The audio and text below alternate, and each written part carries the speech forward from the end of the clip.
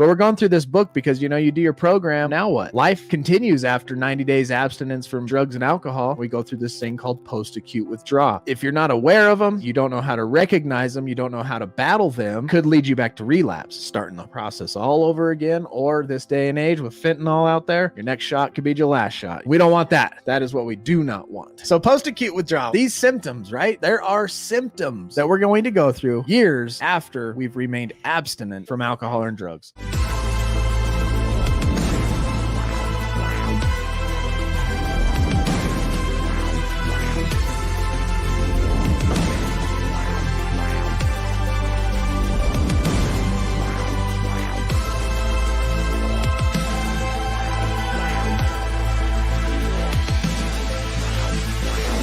And I'm an alcoholic addict.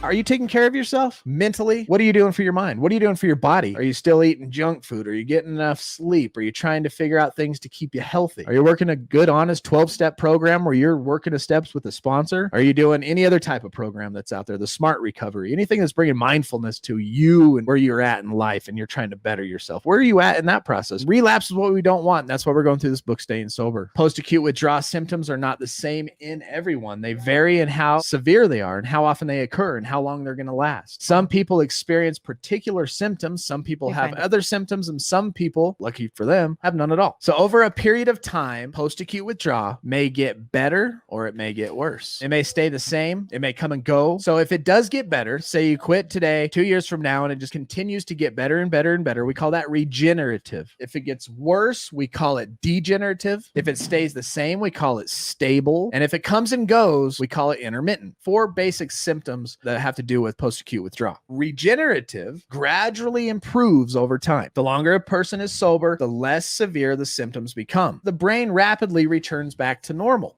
That's a good thing. Degenerative is the opposite. Now, don't read into this and say, oh, that's me. Everything just keeps getting worse. The symptoms get worse the longer a person is sober. And this happens when a person is going to AA and are following some type of recovery program. This does happen in a few people. People with degenerative post-acute withdrawal tend to become relapse prone. Sobriety becomes so painful, they feel that they must self-medicate the pain with alcohol or drugs. That's a bad one to be in, but it is manageable and you can turn that one around, and we'll talk about that in a minute too. A person with stable PAW experiences the same level of symptoms for a long period of time into recovery. There may be days when the symptoms are a little better or a little worse, but essentially the symptoms remain unchanged. Most recovering people find this very frustrating. So if you're experiencing the stable kind, you feel like you believe that you should be feeling better, right? God, I've been sober for 2 years. I should be feeling better by now. But with sufficient sober time, many people learn to manage these symptoms. And you got to realize this is what we've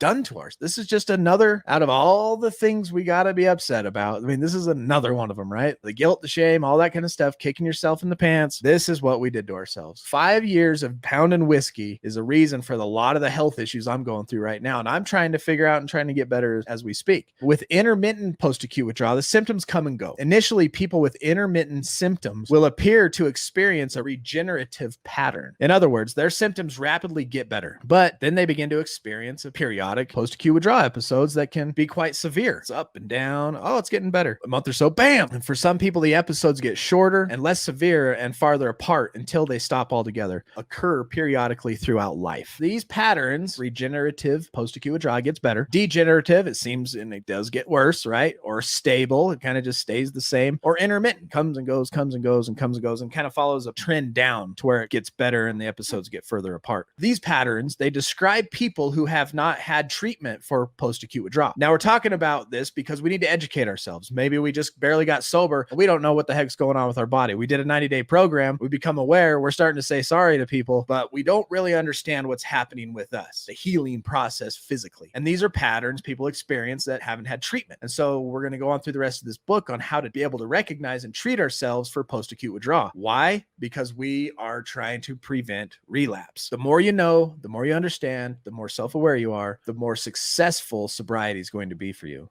Traditional treatment does not address these symptoms because until recently, they haven't even been recognized. So if you know what to do and you are willing to do it, degenerative, the one that gets worse, can be changed into stable, and stable can actually be changed into regenerative, and regenerative into intermittent, which is what you want to go through. Intermittent's good because it's a trending down. They get further apart, these little episodes. Becoming aware and understanding how to deal with them, you can overcome them and they will get better through life. So the most common, what do you think the most common pattern of post-acute withdrawal? Which do you think is the most common out of those four? Nicole says stable. Jim the said most common, intermittent. nope, is actually regenerative. The most common one is it gets better over time, and that's without treatment. The body wants to heal. 2 years of pause for me, and every few months, I would improve. Yeah, sometimes longer, sometimes shorter. It's really perspective. Absolutely, panic attacks can be part of it. It's not the situation that makes you go to pieces. It's your reaction to the situation. So you might have these panic attacks and you react a certain way because you don't understand why you're having the panic attack for one, and then you don't know how to act during the panic attack. There are tons of stressful situations you can avoid in the world, but there are some you can't. And understanding how you're going to deal with a stressful situation is going to make you more successful in your life, in your sobriety. It's not the situation that makes you go to pieces. It's your reaction to the situation. Understanding yourself, understanding what you're going through is going to help your reaction in these types of situations. The most common post-acute withdrawal is regenerative. Over time, becomes intermittent, and then it gradually gets better and better until the symptoms disappear. The first step is to bring post-acute withdrawal symptoms into remission. This means bringing them under control so you are not experiencing them at the present time. You start having a panic attack, you have to learn how, and we're going to learn all this stuff together, how to bring it into remission so that you can get it under control in that present moment. Then the goal is to reduce how often they occur throughout your life. So the goal is to reduce how often they occur and how long the episodes last. So you must remember that even when you are not experiencing them, there are always a tendency for them to occur. You may not be experiencing it, but right around the corner, you might get smacked upside the head with one. So it is necessary to build a resistance against them and an insurance policy that lowers the risk. If this occurs, what am I going to do? You got insurance on your car just in case you get in a car wreck, right? And so what do? You go to work, you pay a monthly fee, and you got insurance for the possibility of a wreck. So how do you get an insurance policy on a post-acute withdrawal? Just like we did with Sarah, just like we did with this other Jake that's here locally. We